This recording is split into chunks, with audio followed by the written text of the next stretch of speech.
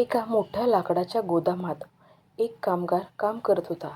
काम करता करता त्याचे खूप जुने आणि मौल्यवान हातातील घड्याळ गोदामात कुठेतरी हरवले. ते घड्याळ त्याला त्याच्या वडिलांनी दिले होते, त्यामुळे ते त्याच्यासाठी खूप खास होते.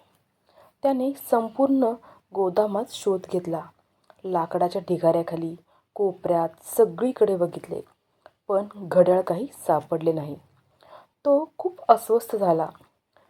गोदामात खूप गोंधळ होता, यंत्राचा आवाज होता आणि खूप कामगार इकडे तिकडे फिरत होते. कंटाळून तो कामगार बाहेर येऊन बसला. तिथे काही लहान मुले खेळत होती. त्याने मुलाला सांगितले, "मुलांनो, माझे एक घड्याळ आत हरवले आहे. जो कोणी ते शोधून देईल त्याला मी छान बक्षीस देईन." सर्व मुले उत्साहाने आत धावली.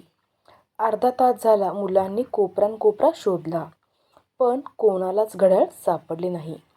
सगळी मुले बाहेर आली आणि म्हणाली, "काका, तिथे खूप अंधार आणि कचरा आहे. घड्याळ सापडणे अशक्य आहे." तेवढ्यात एक छोटा मुलगा पुढे आला आणि म्हणाला, "काका, मला एकदा एकट्याला आत जाऊन बघू द्याल का?" कामगाराने परवानगी दिली. तो छोटा मुलगा एकटाच आत गेला. 5 मिनिटे झाली, 10 मिनिटं झाली आणि अचानक तो मुलगा हातात घड्याळ घेऊन बाहेर आला. कामगार चकित झाला. तो म्हणाला, "अरे, आम्ही एवढ्या वेळचे शोधत होतो. आम्हाला नाही सापडले.